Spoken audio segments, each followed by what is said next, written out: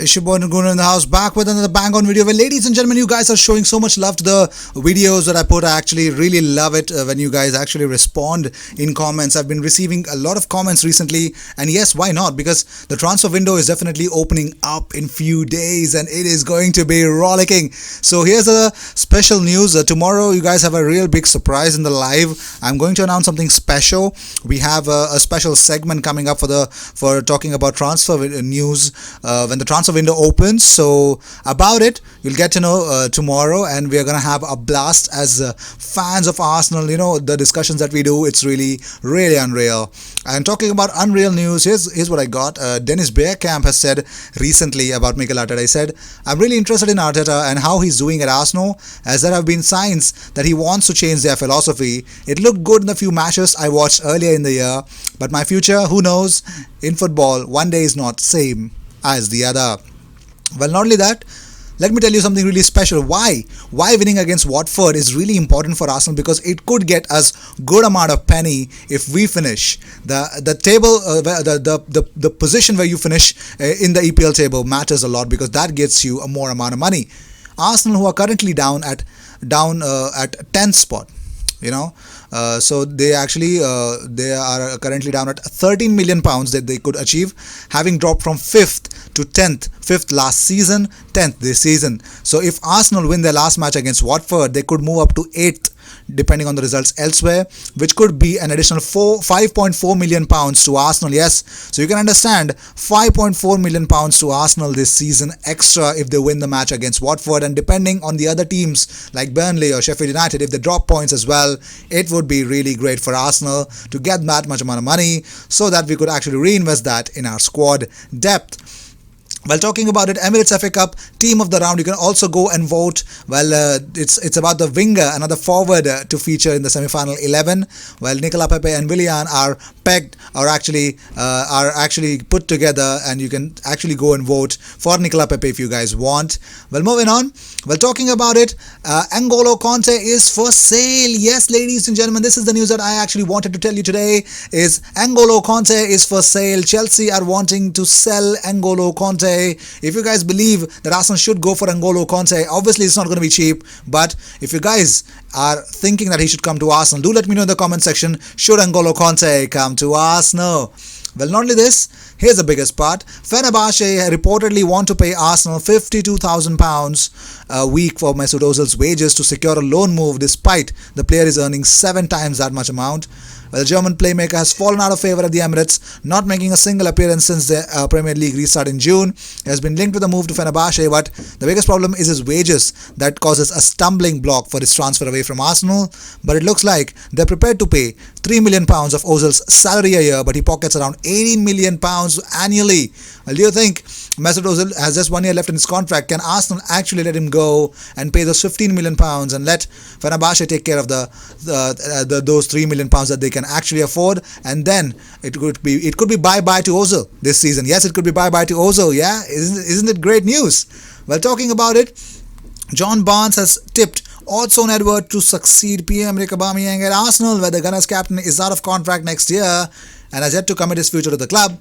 To which Liverpool legend John Barnes says Odsonne-Edouard is the top striker in Scotland, and if Aubameyang was to leave Arsenal, then they will be looking at Edwards' situation. However, if Aubameyang stays, and I do not see him coming, I think if you look at any of the top players in Scotland, that they could come down to England and be a success.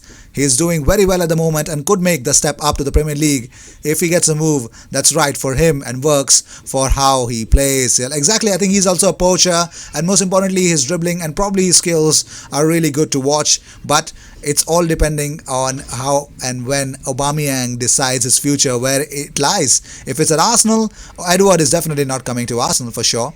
Well, Arsenal are confident of signing Willian from Chelsea, according to ESPN. While the Brazilian would become the latest to make the switch from West to North London, following in the footsteps of Peter Cech and David Luiz in recent years. Well, it's pretty much clear that the winger is happy to stay at Stamford Bridge, but as he has proven under Frank Lampard, he could act as the perfect right wing back in Mikel Arteta's 3-4-3 system currently that is employed by Mikel Arteta.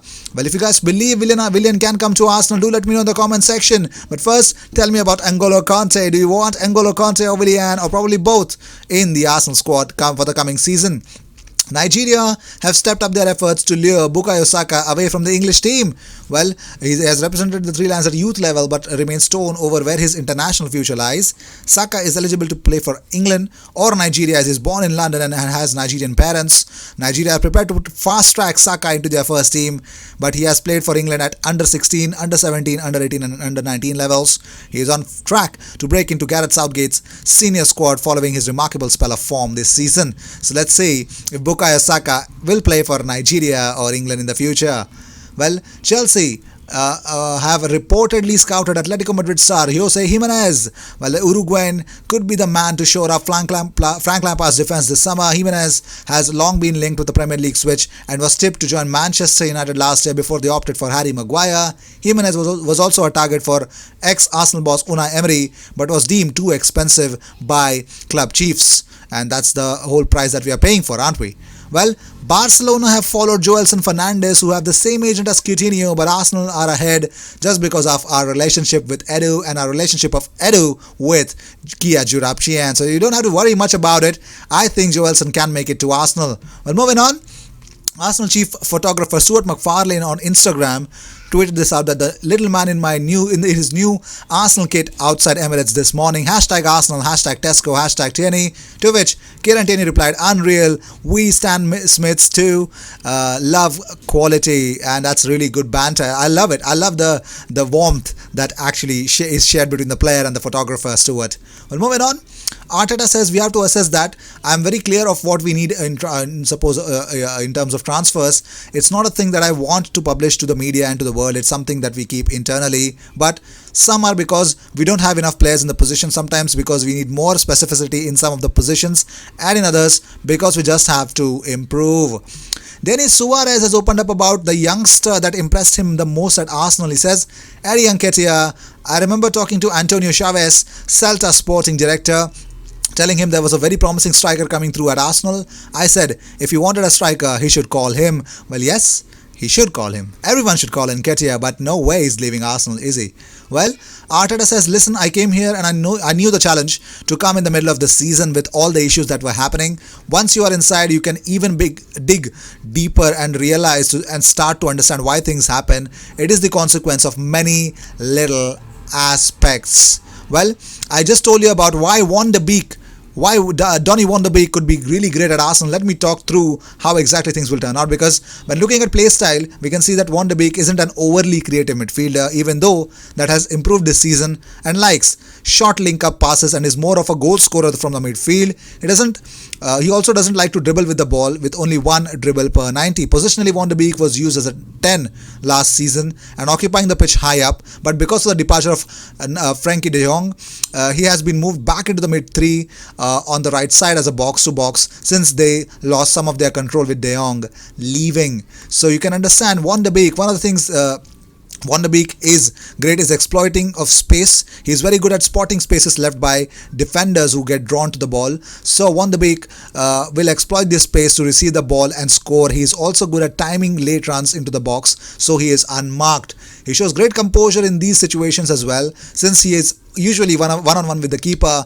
A good example of this is against Spurs. He has the presence of mind to realize the space he has and decides to fake a shot and make Lloris commit, maximizing his chance of scoring. And Van de Beek also shows his intelligence in his quick one-touch passes as well. He comes up with some very creative flicks and touches to play his teammates into space or move it quickly so the defense can't close him in the box and snuff out the Ajax chance. Another thing is that his ability to use both of his feet. He is not afraid to shoot or play passes with his left foot, which is useful since it makes him able to play on either side of the midfield, since he won't force it onto a specific foot and slow down the play. And one aspect he could improve is defensively, but he has shown signs of doing that, playing as a box-to-box this season and getting more involved in the defensive phase, and has actually become better at winning the duels with a 58% success rate compared to his last season's 48.7. However, something that he hasn't shown signs of improvement is his aerial ability, but this is somewhat void since Ajax very rarely play a long ball and in the air, since they are much more possession-based side with lots of short passes to work the opposition and create spaces. A player that he could be compared with is Dele Alli. While both have lots of similarities and not being massively creative, and more goal scorers preferring short link up passes and both using creative intelligent flicks, neither are strong in the air or defensively either. The only real difference is the side of the pitch they prefer to operate on, with Dele preferring to operate on the left side of the midfield, coming in on his right foot, whereas Van de Beek operates on the right hand side more, so he can be more direct and break into the box more. Arsenal want to play with at least one attacking 8. Van de Beek could be perfect since he's at number 10 and has adapted well to playing as a box to box this season, which would be required at Arsenal and could provide much needed goals this from midfield.